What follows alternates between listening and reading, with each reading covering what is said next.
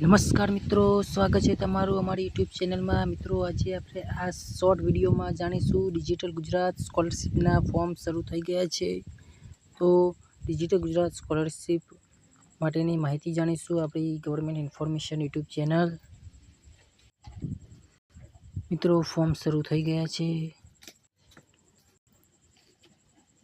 મિત્રો, ફોર્મ ભરવા માટે જરૂરી ડોક્યુમેન્ટ આધાર કાર્ડ, ફોટો, તમારી signature, mobile number, email ID, ધોરણ 10-12 અને કોલેજની માર્કશીટો, એલસી, બેંક પાસબુક, જાતિનો દાખલો, આવકનો દાખલો, ફી ભર્યાની પાવતી, સત્ર શરૂથી માંડીને પૂરું થવાની તમામની તારીખો,